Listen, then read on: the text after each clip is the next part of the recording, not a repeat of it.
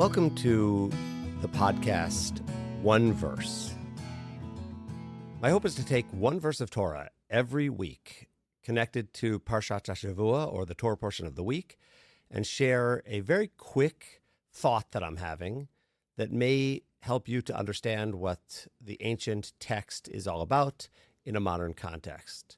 I hope you'll join me on this year of exploration and have fun studying one verse.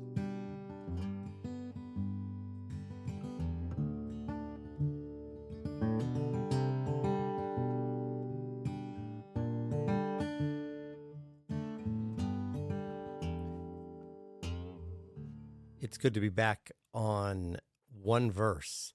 I've taken a couple of weeks off because I was out of town and then got a little bit of laziness in me.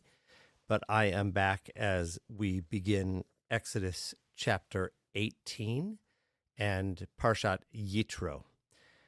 The Parasha is one of the greatest in the entire Torah, and I typically stay away from the first verse, but today I want to dive into the opening verse of the Torah portion, where Jethro, the former ruler of Midian, who is also Moses' father-in-law, in the text says that he heard all about God, all that God had done for Moses and his people Israel, that God had brought Israel out of Egypt.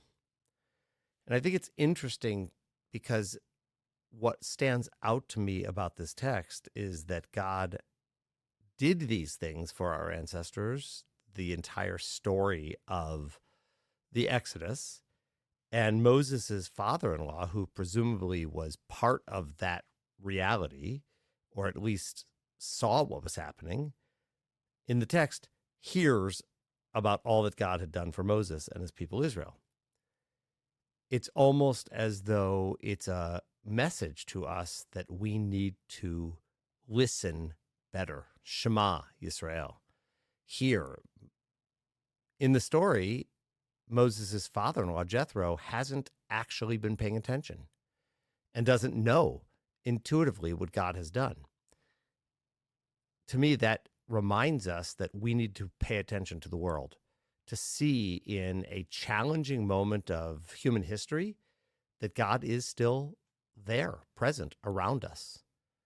Take a look today at the natural world. See what's happening. See the many, many modern miracles that are a constant reminder of God's presence. When we forget about that, we have to be reminded, and that's what the text is telling us today, as Jethro was reminded and heard and knew what God was capable of doing.